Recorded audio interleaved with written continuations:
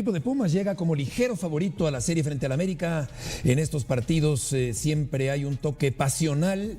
Vamos a ver qué ocurre. No hay que descartar al América, a pesar de que Pumas en este momento es mejor que el conjunto del América. Y te preguntaría, León, qué gusto saludarte. Buenas tardes, ¿cómo está Israel Reyes? Fuerte abrazo para ti, a todos en Enfocados, Beto. Está de vacaciones, de maravilla, el único seleccionado de las Águilas del América que estará en la próxima Copa del Mundo si no sucede nada extraordinario.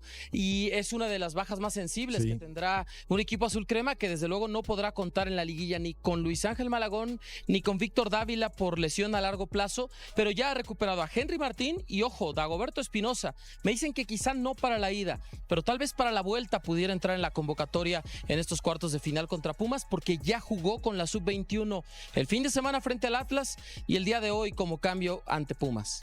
Exacto, una baja sensible, convocado a la selección mexicana, una baja importantísima porque Reyes es un jugador que tiene esta facilidad de jugar en diferentes posiciones, aunque se imagina uno que puede jugar como lateral derecho en el equipo mexicano en el Campeonato Mundial. Por lo que toca a Henry Martín, León, ¿qué va a pasar con él? ¿Estará listo para el partido ante Pumas?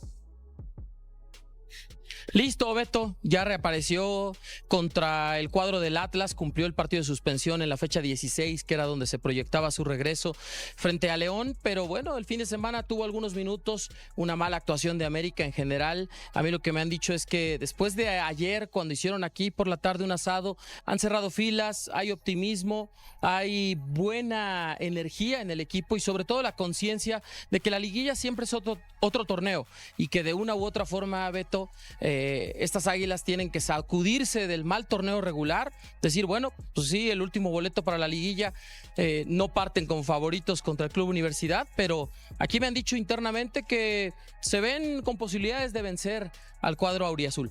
Preguntarte, León, te mando primero que nada un fuerte abrazo. Mencionabas que Dagoberto estaría listo para el partido de vuelta. ¿Sería Kevin entonces titular para el partido de ida en esa posición? Y si ya ha recuperado Dagoberto, se inclinaría por el Jardín en el partido de vuelta en esta eliminatoria ante Pumas. ¿Qué 11 podemos esperar del América?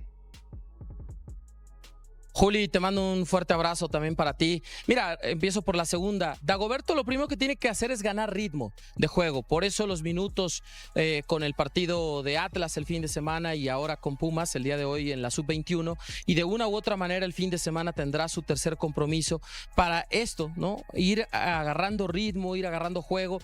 Pasó más de 7 meses desde la rotura del ligamento cruzado anterior de la rodilla izquierda y este regreso pues tendrá que ser paulatino, ¿no? Probablemente con algunos minutos ya de más juego, ¿no? Y ritmo, pueda estar entonces en la convocatoria contra Pumas la siguiente semana, pero no lo veo arrancando de titular. Y en cuanto al cuadro, todavía faltan un par de entrenamientos mañana y el viernes, pero te puedo decir que de una u otra manera con Rodolfo Cota, la línea defensiva van a ser los centrales, seguramente Sebastián Cáceres, Ramón Juárez y Miguel Shocker Vázquez, Cristian Borja por izquierda. El carrilero por derecha me quedará la duda todavía, vamos a tratar de dilucidarlo jueves o viernes, entre Kevin Álvarez o Isaías Violante. Luego en el medio campo seguramente estará Eric el Chiquito Sánchez, ya sea con Rodrigo Dourado o con Jonathan Dos Santos. Otra de las dudas va a ser el enganche después del fallo en el penalti de Rafael Veiga. ¿Quién va a jugar en esa posición? ¿Repite el ex Palmeiras o pondrá a alguien más ahí, Andrés Jardine? Y en ataque, la dupla, ¿no? Brian Rodríguez, Alejandro Cendejas, otra vez sin 9 de referencia, aunque todavía faltan las prácticas de mañana y el viernes. Abrazo, León. No sé si tú, que sigues mucho la América o en el interior también de las Águilas, estén de acuerdo conmigo con lo siguiente. En este rol nuevo para América de llegar sin la presión o sin ser el favorito, o hasta algunos podrían pensar en papel de víctima, ¿así lo asumirá también el plantel de las Águilas? Es decir, ¿saben que tienen más que ganar que lo que tienen que perder, o no coincides con esa apreciación? No, a ver, de lo que me han compartido, no. Entiendo mucho por dónde vas, Gus. Un fuerte abrazo también para ti.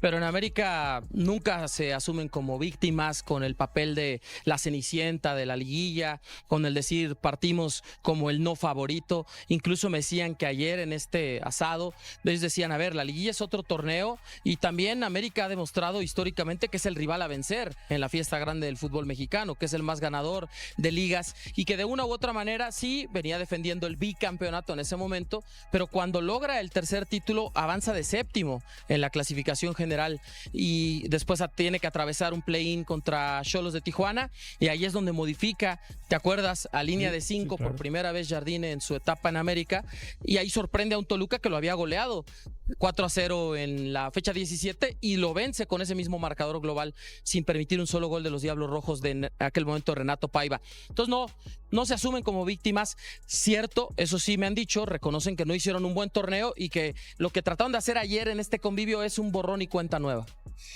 Por último, de mi parte, León, ¿a qué se debe la próxima salida de Héctor González Iñárritu de la Organización del América? Beto, yo desde enero les fui diciendo, a ver, en el verano va a haber cambios importantes, significativos, pero cuando en marzo pasado se anuncia la llegada de Ferran Reverter como el nuevo director general del grupo controlador a Águilas, como se le ha nombrado a esta sociedad entre Grupo Yamani, que conserva el 51% del Club América, del estadio y de los terrenos del CECAP, el centro de capacitación, y el 49% restante del Fondo de Inversión General Atlantic, que entró de lleno desde diciembre pasado, pero a nivel administrativo, en marzo, a finales de marzo, se da el primer nombramiento por parte del grupo inversionista de un directivo que ha tomado las riendas de toda esta organización, hablando del aspecto administrativo, no está por encima, por supuesto, del señor Emilio Azcárraga ni de los dueños, pero sí a nivel administrativo, Beto. Y este primer movimiento, específicamente en el área operativa que controla las finanzas, la administración, el aspecto comercial y de marketing y por supuesto operativo, como su puesto lo indica en términos del estadio y del club, pues bueno, básicamente es eso, decir, a ver, agradecemos la gestión de Héctor González Iñárritu, fue una pieza clave para que América saliera a la bolsa de valores cuando se creó hace ya un poco más de 2 años Grupo Yamani, Beto, pero sí, era un movimiento que venía, era inminente, yo se los fui anticipando a lo largo del semestre y también les dije, a ver, espérense al final del torneo porque en la evaluación va a haber más cambios, Beto, en todos los niveles. Hermano del célebre director de cine Alejandro González Iñárritu. Gracias. León, que te vaya muy bien. Buenas tardes. Abrazo, buena tarde. ¿Les parecería una sorpresa que el América eliminara a la Universidad? A mí sí, entiendo, como decía León hace un momento, que es un borrón y cuenta nueva la liguilla, pero a ver, antes de hacer ese borrón y cuenta nueva, yo sí quiero establecer que a mí me parece que lo de Brian Rodríguez en esta campaña ha sido fundamental para que el América hoy se mantenga con vida, aún como octavo. Brian me parece con diferencia el mejor jugador del conjunto del América. Con momentos muy malos, también. Pero me parece, digo, a mí me parece el mejor pero durante el semestre. tuvo bajones también. Pero si a esas vamos, creo que sí hay varios que le ganan en esas cuentas. Totalmente. Pero bueno, a lo que voy es que sí encuentro un gran contraste entre la operación de América y de Pumas en esta temporada. Y tiene que ver con los refuerzos. La forma en la que se reforzó uno y otro me parecen sol y sombra. Mientras América sigue, como decía León, viendo qué va a hacer con Veiga, que falló un penal contra el Atlas la semana pasada, que está en duda. Lima, ustedes me dirán. Dourado es el que más ha jugado, pero tampoco te ha definido partidos, no le toca. Pumas lo hizo bastante bien en ese sentido. Creo que es el que mejor se reforzó en esta temporada con Morales, con Juninho, con Jordan Carrillo. Y si llevamos a la cuenta el semestre anterior, habían traído a Vite, a Angulo y al propio Keylor. Entonces, Pumas, si uno lo compara con el de hace 12 meses, con el actual, es un equipo totalmente diferente, con jugadores estructurales, que son los que lo tienen como líder de la competencia. Por eso me parecería una sorpresa. Sí, lo habíamos hablado aquí en alguna edición de Enfocados, por qué Pumas estaba atravesando el buen momento que atravesó durante este torneo, y hablamos de la manera en la que se refuerza el conjunto universitario, que el semestre pasado hubo llegadas bastante innecesarias, pero se terminan quedando con un núcleo importante de jugadores que terminan fortaleciendo durante este semestre. Pumas, que ya venció al América, Pumas que tuvo un torneo sólido, pero me parece que dentro de estos enfrentamientos podemos hablar de que Jardine sí tiene más experiencia que Efraín Juárez. Jardine para mí es mejor entrenador que Efraín Juárez, y sobre todo algo importante, que América no cierra mal el torneo regular, y eso le puede dar un envión anímico importante. Al final podemos hablar de que no encajaron, no han terminado de encajar los refuerzos que llegaron para el América, pero Jardine termina haciendo un ajuste táctico y decir, bueno, entonces juego sin 9, y ahí está la importancia del entrenador de decir, bueno, hago esos ajustes para sacar buenos resultados al final del torneo, que es muy importante ya de cara a una liguilla en la que el América es siempre peligroso. Para mí sí es favorito, por supuesto, Pumas por lo que mostró, porque además termina como líder en el torneo, pero para hacer un 1 contra 8 no veo tan inclinada la balanza como la veríamos comúnmente en un escenario así. Y no te lo van a decir públicamente en Pumas, pero definitivamente cuando vieron que le tocó a América, no fue quizá la mejor de las sorpresas, ¿no? Que le haya tocado a las Águilas del América. No olvidemos también que el empate en el global sí le da el pase al conjunto de Pumas. Es un factor importante. Yo no me atrevo a descartar al América, yo lo he catalogado como la bestia de las liguillas a las Águilas del América por su historia. Yo lejos estoy de ser aficionado a la América, para que no me veas así, Ciro. No, ni mucho menos, pero definitivamente no me atrevo a desacreditar a un club que ha hecho lo que históricamente... No tenía clara esa consideración. No, te lo digo con toda la franqueza, nada que ver con el América, pero darle el respeto que merece al que sigue teniendo al técnico del equipo tricampeón, el único en torneos cortos, darle el mérito a un André Jardine que encontró la manera de reinventarse en ese tricampeonato que citaba León, jugando de manera muy diferente, adaptándose a los rivales y justo como lo terminó haciendo esta temporada, cambiando por completo su idea, jugando sin un 9, poniendo a Veiga de 9.5, Brian Rodríguez y Cendejas en momento de luz,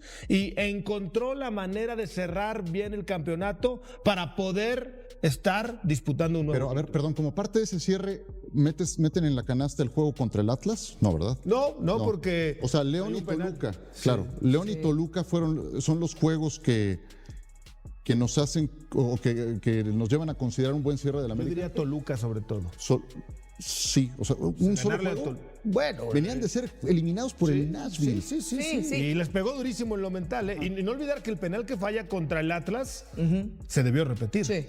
Camilo Vargas se adelantó. Sí. Además, Yo entiendo que hay una racha tan una demoledora. diferencia numérica importante, hay una estadística que marca que es el 1 contra el 8, pero para que haya sorpresa, yo siento que tiene que haber un desnivel demasiado grande. ¿Es cierto? Y en este caso, comprendo que Pumas es mejor que el América, pero no creo que sea tan grande el desnivel como para pensar que el América, si elimina a Pumas, es una gran sorpresa. Yo le haré la pregunta que hizo Ciro hace rato.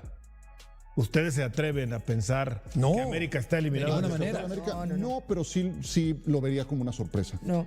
Yo también sí lo vería como una sorpresa. Es el favorito. Yo no sé si lo vería como una sorpresa. Entiendo, por supuesto, lo que ha hecho Pumas, pero para mí todo está en el entrenador. A pesar de que sí, no estamos hablando que hilaron 4 victorias al final del torneo, pero les dio una cara distinta a algo que estábamos viendo que te termina resultando y que te puede funcionar en liguilla. Y creo que ante escenarios, más allá del planteamiento inicial que nos decía León, lo que puede mandar el América en este partido, los ajustes en el partido y la valía del entrenador, para mí ahí entra. Porque a Pumas también lo vimos ir encima del Guadalajara y terminar sufriendo también contra el Guadalajara. Entonces, lo hemos visto en escenarios que también se le pueden complicar a Efraín Juárez. Una pregunta, ¿tiene mucho mejor plantel Universidad que América? No.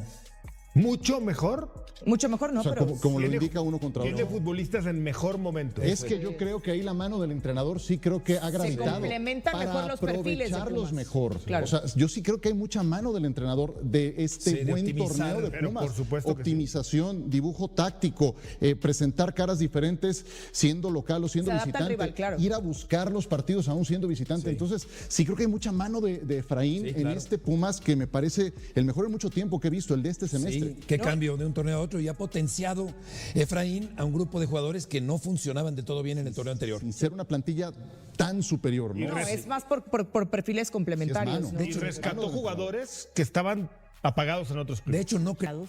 Esa no la cambio. Ese ya nos lo mandaste por mail. Pregúntele, a ver, la cara del señor Ferretti, ¿le hubiera gustado jugar o dirigir a la América? No. Jamás. Es que me preguntaste del América. Si me hubieras preguntado en Tigres, tal vez te digo contundente no. O sea, me queda claro que La quiere Tigre no arreglar. va a ser jamás. ¿no? A ver, yo veo un escenario en donde, a ver, lo de André Jardine, lo que hizo es fantástico. Sí. Y creo que tiene cierto crédito, ¿no? Como para decir, bueno, ya lo que hice y pues puede cerrarse el ciclo, la aventura, etcétera. Y del otro lado está lo de Efraín Juárez, que algunos le pegamos al inicio, otros le apoyamos a mediados y ahora todos le reconocemos en la recta final de la fase regular. Pero ¿se imaginan que concluyera esto como título de universidad? la carrera de Efraín Juárez se estaría catapultando y de manera inmediata diríamos, se tiene que ir a Europa en cualquier momento, selección, etcétera. O sea, Claro. así somos, para bien o para mal, así somos, ¿eh? Pero mezclaste tres cosas en eso que acabas de decir. Primero, los que nos gusta analizar el fútbol, que básicamente es pegarle directamente a lo que no se ve en la cancha. Y Pumas al inicio no se veía en la cancha, incluso permeaba hacia afuera. El comportamiento, las faltas que tenía el equipo, todas esas cuestiones. Se fue puliendo Pumas a lo largo del torneo a través de fútbol. Y ahí sí cambia la perspectiva de alzar a un entrenador que tuvo la capacidad de cambiar todo lo que era corriente, todo lo que era incluso fuera de lugar, a meramente esa energía canalizarla en los jugadores y en el fútbol. Lo otro, con el crédito de Jardín, es diferente, porque sí, ya fue el pasado, fue lo que hizo histórico, y enfrentarse a esa rivalidad del clásico es totalmente... No existe el crédito, es una rivalidad directa con la oportunidad de un buen fútbol de Pumas y un fútbol mediano del América. Y lo otro, por último, es el momento presente. Si él sale campeón, hablando de Efraín Juárez, sería algo increíble para un entrenador mexicano decir, tuvo la capacidad de ser resiliente, tuvo la capacidad de disipar dudas y poner lo que siempre es principal, el buen fútbol en la cancha. Entonces es claro decir que es una gran llave lo que se va a mostrar. Y dentro de lo que dice Desi, que es cierto, en el arranque del torneo el equipo no jugaba bien y nos lo puede explicar perfecto el Tuca, pero sacaba los resultados. Entonces, al sacar los resultados, te da la tranquilidad de ir trabajando Le ganó y mejorando. a Tigres cuando quizá no lo merecía, ¿no? Perdió un partido y con el bicampeón, uno, es que luego eso se nos olvida, ¿verdad? Con Toluca, es el único partido que perdió Pumas. Entonces, partiendo de ahí, el equipo pudo mejorar, ¿o no, Tuca? Si tú vas obteniendo puntos, es más, con más tranquilidad trabajas y trabajas y trabajas, y es lo que le dio resultado a Efra, ¿no? Lo criticábamos de un inicio, pero yo sí decía desde un inicio, está sumando, al grado de que, ¿qué pasó al final? Terminó como líder del campeonato. Bueno, pero no, sin olvidar que los torneos anteriores siempre estuvo en el play-in, ¿no? Era del 11 al 10, 11 y 10, o sea, al final quedó eliminado por Juárez y luego al final otras cuestiones donde parece ser que en el sistema de competencia en México, un día te levantas muy bien y otro día Sí. muy mal. O sea, es algo fortuito a la vez, pero con base en el trabajo. Es que Efraín no cambió sus jugadores, cambió él. Exacto. Clave. Empezó por él, porque el torneo pasado, o sea, ¿qué hacía Efraín? Salir expulsado, dar declaraciones absurdas, portarse de una forma inadecuada. Al momento que él cambió, como es la cabeza, el ejemplo, los jugadores entendieron. Sí. No puede ser que fue el entrenador más disciplinado de su equipo igual. Al momento que él cambió, su equipo cambió. Y ahora sí, juega fútbol, como dice, saca resultados. Contra Tigres o contra alguien, a lo mejor sufrió y esto, pero sacaron los resultados, como dices. Sí, pero el primero que cambió Es cierto. fue él. Y es Pumas. Y los resultados ahí están. ¿Y es Pumas el que mejor llega a la liguilla? A ver, entendamos, no me contestes ese líder, ¿no? Cuando digo es el que mejor llega, veamos las circunstancias de uno y otro, porque por Atlas, honestamente, no daban nada por el Atlas y Coca los metió otra vez a una liguilla con sus limitantes, ¿no? Pero Es que todos le tienen lo vendieron a suyo, su Adal. jugador más importante, el equipo estaba en venta o ya tiene un dueño, pero el equipo respondió y está en cancha. Los Tigres, pero pues están ahorita con ventaja en semifinales de Conca y Sí, por eso parecen digo, los favoritos todos ante tienen Chivas. lo suyo. Todos tienen lo suyo. El que cerró un poquito a la baja es el Guadalajara. El América finalmente se metió, ¿no? Sí. Cuando con alguna combinación pudo haber quedado fuera de la liguilla. Todos tienen su detalle. Lo de Tigres, pues ayer gana el partido, está con ventaja en la CONCACAF, es uno de los favoritos siempre que entra a la liguilla. El Atlas no lo esperábamos. El Cruz Azul en su último partido ya ganó sin técnico. Entonces, todos tienen, como dirían por ahí en mi colonia, lo suyito. Y todavía le voy a agregar algo más. No está en la ecuación del 1 al 8 ni siquiera Monterrey, por esa circunstancia de lo que se empezó a caer. Volviendo al tema de Tigres, jugó contra la CONCACAF con muchas bajas en la defensa y tienes a Gorrearán jugando como un central o como un lateral, incluso combinándose y sacando los resultados. Cada quien tiene lo suyo, por supuesto. Yo creo que no es justo decir que Pumas es el que está más embalado. Tiene sus cuestiones, como lo describimos con lo de Efraín, pero los demás equipos también tienen sus cositas que pueden incluso dar sorpresa. Hasta el Atlas, tú lo acabas de decir. ¿Quién llega mejor? Anímicamente yo veo a Pumas. Es que yo también, yo no entiendo por qué le pieta y si le dan tanta vuelta. Los que mejor llegan a la liga son los Pumas, ya está. Pero no pones a Toluca, pero no pones estabas a hablando Pachuca. de fútbol. Por eso, Bueno, el ok. fútbol. No, es el que más Tuca llegadas dice tiene. Anímicamente, pues eres el líder del Y torneo. de fútbol yo y no creo te la también, esperabas. Pero de fútbol también. No, pero te Pietra. acabo de describir, Los por que ejemplo, más lo de llegadas Tigres. tienen o generan en el último tercio es Universidad. No, pero te acabo de escribir lo de Tigres. A lo mejor no tiene esa ofensiva, pero tiene otro planteamiento y sabe jugar finales a través de una estructura defensiva con ausencias. Lo de Toluca tiene esa versatilidad de tener la variante táctica de mover las piezas. Se va acercando, no es lo mismo cuartos de final, por supuesto, a semifinal y final.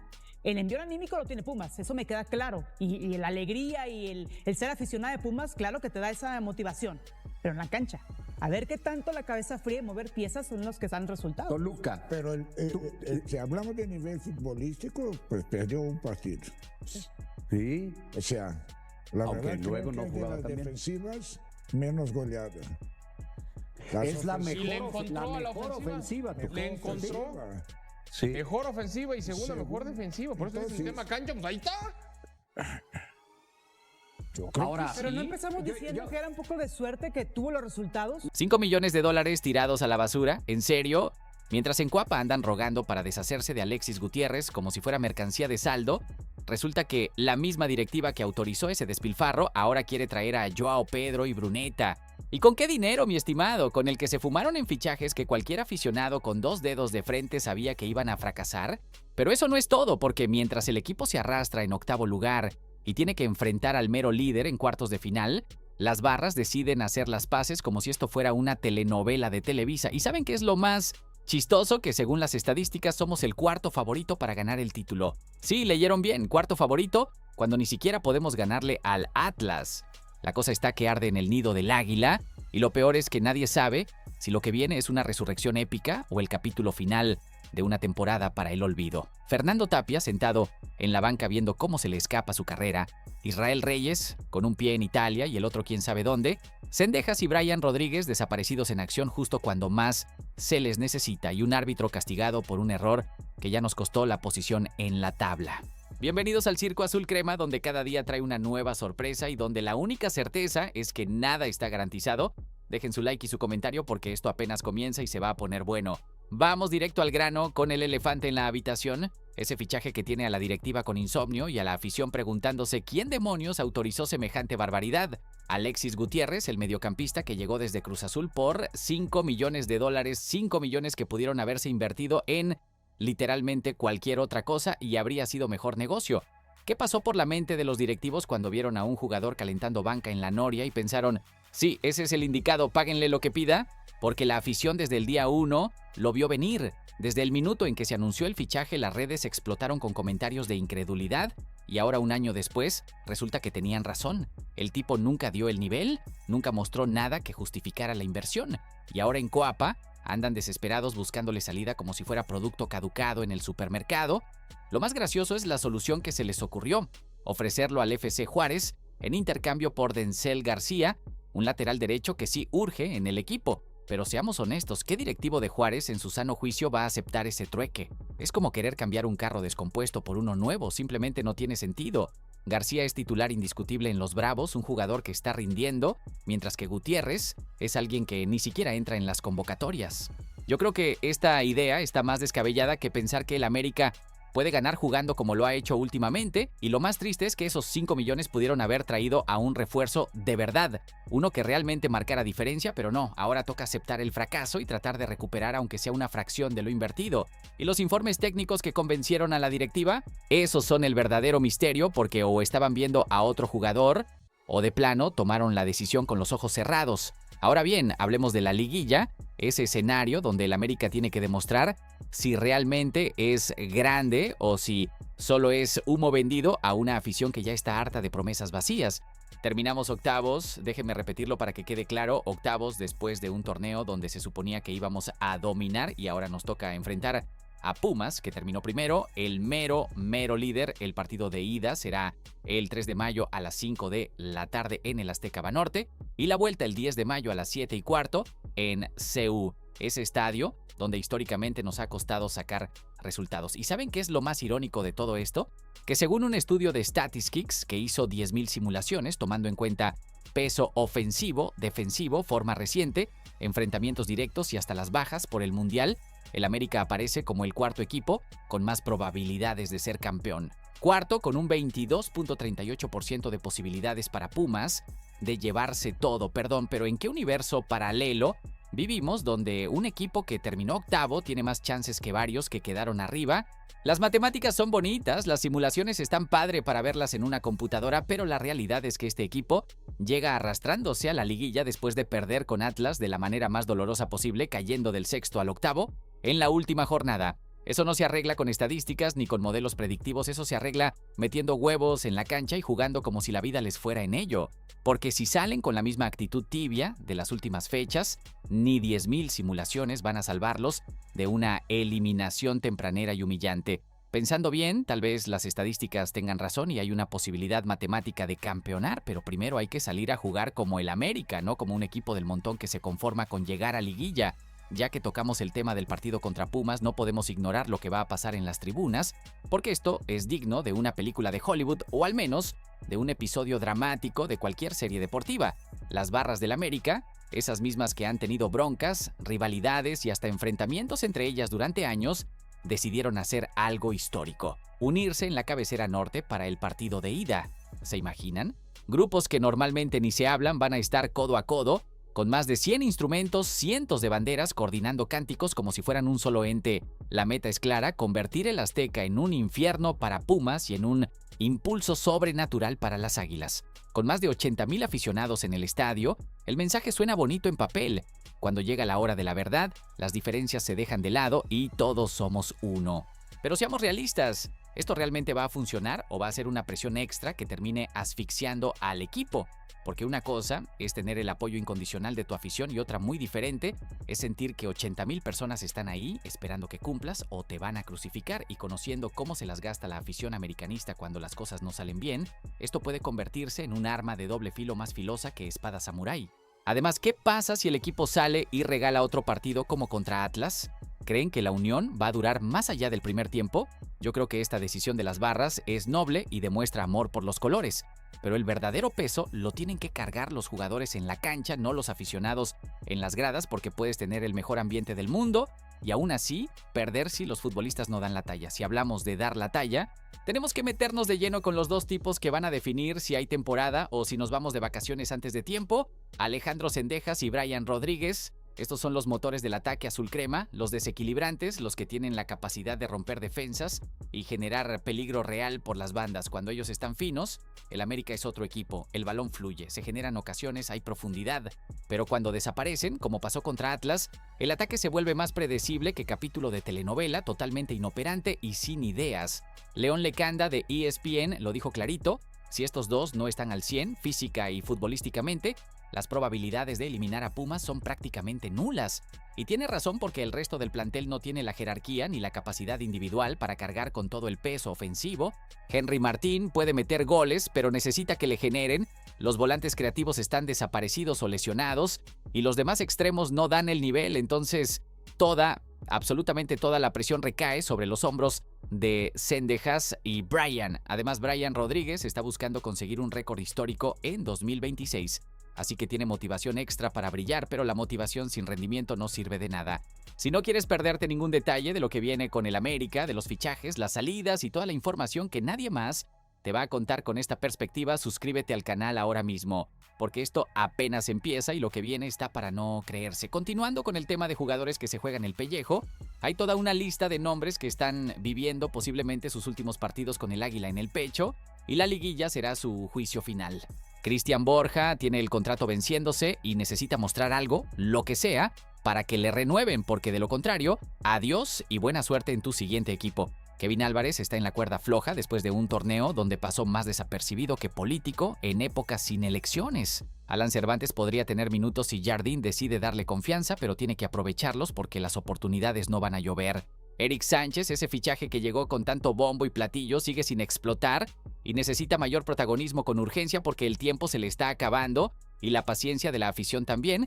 Y José Zúñiga está obligado con mayúsculas, a responder con goles en una instancia donde no hay margen de error. Cada uno de estos tipos sabe que su rendimiento en estos partidos va a definir si siguen o si la directiva les hace la maleta. Y seamos honestos, varios de ellos ya tienen más de medio pie fuera de Coapa, solo están esperando la confirmación oficial, porque en el América o rindes o te vas. No hay términos medios, no hay dale otra oportunidad a ver si ahora sí. Yo pienso que mínimo la mitad de estos nombres van a estar viendo el Apertura 2026 desde otro lado, ya sea en otro equipo o en la banca de alguna escuadra que sí les dé minutos. Y no es que desee el fracaso de nadie, pero las actuaciones han sido tan grises que es difícil justificar su permanencia. Ahora, si hablamos de lo que la afición realmente quiere, tenemos que meternos al debate que está incendiando las redes sociales, los refuerzos que urgen para el próximo torneo. Y aquí no hay medias tintas, la afición fue clara y contundente con dos nombres, Joao Pedro y Juan Bruneta.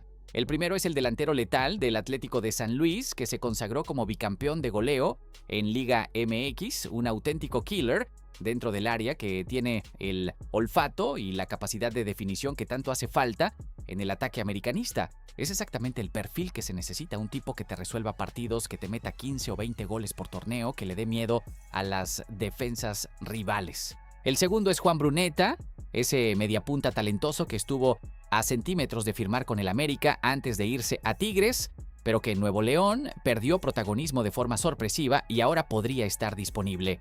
Bruneta tiene esa magia creativa, esa capacidad de asistir, de romper líneas con un pase, de hacer lo inesperado que tanto falta en el mediocampo. La afición está desesperada y con justa razón por ver caras nuevas que realmente marquen diferencia, no más fichajes fallidos como Gutiérrez, no más experimentos que cuestan millones y no aportan nada. Pero aquí viene la pregunta del millón. ¿Tiene la directiva el dinero y la voluntad para traer a estos dos cracks? Porque una cosa es que la afición los pida y otra muy diferente es que los directivos estén dispuestos a abrir la chequera después de quemar 5 millones en un jugador que ni siquiera juega. Yo creo que si realmente quieren pelear títulos el próximo torneo, no hay de otra, tienen que traer refuerzos de jerarquía comprobada, no promesas ni apuestas, sino jugadores que lleguen a aportar desde el minuto 1. De lo contrario, vamos a estar en la misma situación de siempre, un plantel corto, sin variantes, sin profundidad de banca, y André Jardín improvisando defensas como delanteros porque no tiene con quién más jugar. Cambiando de tema, pero sin irnos muy lejos del futuro inmediato, ya se filtró información jugosa sobre el calendario de la Apertura 2026 y el posible debut del América. Según Edgar Morales, periodista deportivo que suele tener fuentes confiables, las Águilas serían el equipo elegido para inaugurar el próximo torneo nada más y nada menos que el viernes 17 de julio. Y aquí viene lo interesante, el rival sería Atlante en su regreso a Primera División después de años en el ascenso.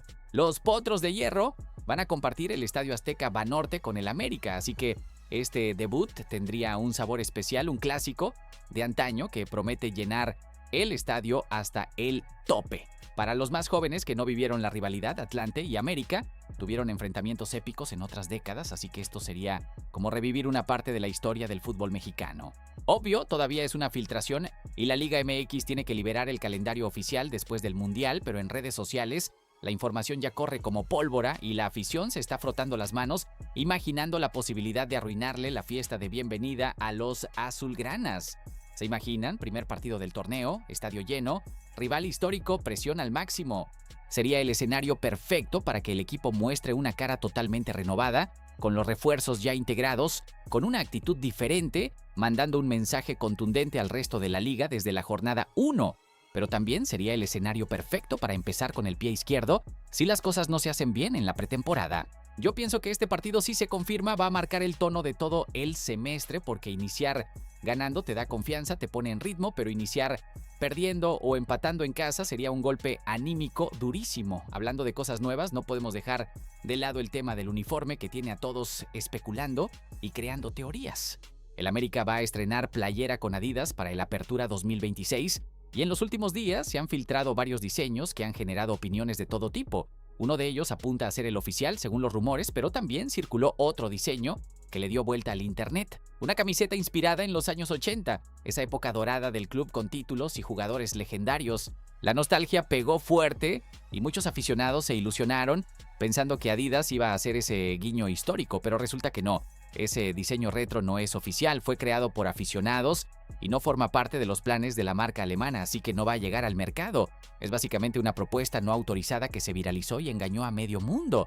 La presentación oficial del nuevo uniforme está programada para inicios de julio de 2026, así que todavía falta un buen rato para conocer la nueva piel azul crema.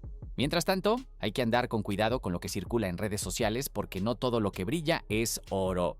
Adidas tiene una oportunidad histórica de hacer algo memorable con este uniforme, algo que conecte con la afición, que rinda homenaje a la grandeza del club, que sea diferente a las playeras genéricas que le meten a todos los equipos.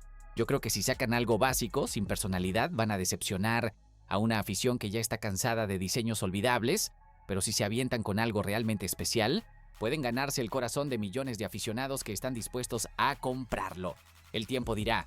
Pasando a otro tema que tiene el potencial de sacudir los cimientos de Coapa, está la situación de Israel Reyes y su posible salida al fútbol europeo.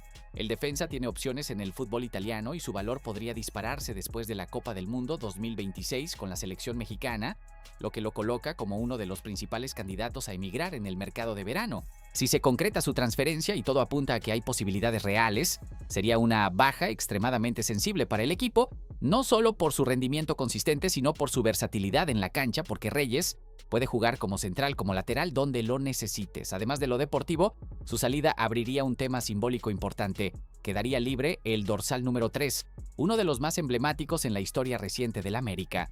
Y aquí es donde entra Dagoberto Espinosa, el canterano, que aparece como el candidato ideal para heredar ese número. Espinosa ha mostrado condiciones interesantes bajo las órdenes de Jardine, tiene proyección, tiene futuro, aunque sufrió una lesión importante que lo dejó fuera por un tiempo. Su regreso está programado para la liguilla del Clausura 2026 y eso ilusiona a quienes creen en su talento. Pero portar el 3 en el América no es cualquier cosa, es una responsabilidad enorme, porque ese número lo han usado jugadores de verdadero peso como Aquivaldo Mosquera, José Antonio Castro y Darwin Quintero, tipos que dejaron huella en Coapa. Entonces, ¿está Espinosa listo para asumir ese legado? ¿O sería demasiada presión para un jugador tan joven que apenas está consolidándose? Yo creo que darle el 3 a Espinosa sería un voto de confianza brutal de la directiva, una apuesta a futuro que podría salir muy bien o terminar siendo una carga demasiado pesada para sus hombros. Lo ideal sería que primero demuestre en cancha que tiene el nivel, que se gane el puesto de titular indiscutible y luego sí heredar el dorsal con todo el peso que eso conlleva. Porque regalarle un número histórico a alguien que no ha hecho méritos suficientes es como poner la carreta delante del caballo. Continuando con situaciones complicadas dentro del plantel, tenemos el caso de Fernando Tapia en la portería, que es básicamente una telenovela de esas que pasan a las 3 de la tarde. El arquero llegó como refuerzo con toda la proyección del mundo, joven, talentoso, con futuro, y muchos esperaban que cuando Luis Ángel Malagón se lesionara, Tapia iba a asumir la titularidad sin problema, pero la realidad pegó duro y resultó que la confianza total del cuerpo técnico recayó en Rodolfo Cota, el portero experimentado que se adueñó del puesto en el momento más crítico y que, según todo indica, seguirá como titular en el Apertura 2026. Esto dejó a Tapia no como segundo portero, que ya sería complicado, sino como tercero, relegado hasta una posición que está a años luz de lo que se esperaba cuando fichó. ¿Y ahora qué? Pues ante este panorama desalentador no se descarta que el joven guardameta analice seriamente una posible salida en el mercado de verano, buscando minutos y continuidad en otro club donde sí le den oportunidades de jugar. Tiene contrato hasta diciembre de 2028, así que el América lo tiene amarrado, pero eso no significa que vaya a quedarse feliz calentando banca mientras su carrera se estanca. Y seamos honestos, quedarse en la banca a su edad es prácticamente tirar su desarrollo profesional a la basura, porque los porteros necesitan jugar, necesitan fogueo, necesitan equivocarse y aprender de los errores en partidos reales, no en entrenamientos. Yo creo que lo mejor para Tapia sería salir prestado a un equipo donde sea titular indiscutible, donde juegue los 17 partidos del torneo, donde tenga responsabilidad y presión, porque eso es lo que lo va a hacer crecer. Y para el América tampoco tiene sentido tener guardado a un portero con potencial que no está aprovechando. Es una situación perder-perder donde nadie sale beneficiado. Ahora vamos con un tema que tiene que ver con justicia. Aunque llegue tarde y mal, que es mejor que nada, tenemos que hablar sobre la sanción que finalmente recibió el árbitro Víctor Cáceres después de su desastroso, vergonzoso, imperdonable trabajo en el partido del América contra Atlas.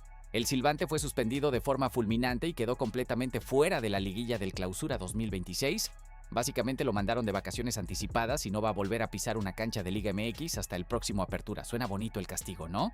Pero profundicemos. El error que le costó su participación en la fiesta grande fue una desobediencia inexplicable al protocolo del VAR. Desde la cabina le estaban avisando, prácticamente rogándole, que no reanudara el juego porque necesitaban revisar el penal fallado, ya que el arquero Camilo Vargas no tenía ni un solo pie sobre la línea de gol al momento del disparo de Henry Martín. Pero Cáceres, en un acto de soberbia o incompetencia, hizo caso omiso a las advertencias de la tecnología y reanudó el partido de inmediato, arrebatándole al América la oportunidad legítima de repetir el cobro. Ese error costó carísimo, fue uno de los factores que provocaron la derrota y la posterior caída del sexto al octavo lugar en la tabla general. Entonces sí, está bien que lo castiguen, está bien que no piten liguilla, pero ¿de qué sirve? Los puntos perdidos ya no se recuperan, el daño ya está hecho y ahora el América tiene que enfrentar al líder en cuartos por culpa de ese error monumental. Yo creo que las sanciones a árbitros en México son insuficientes y llegan tarde, porque de nada sirve castigar después cuando ya te costó la posición en la tabla. Deberían haber consecuencias más severas, multas económicas, suspensiones más largas, algo que realmente duela y haga que los árbitros se tomen en serio su trabajo, porque si total al final solo pierden unos cuantos partidos y luego regresan como si nada, ¿dónde está el verdadero incentivo para no equivocarse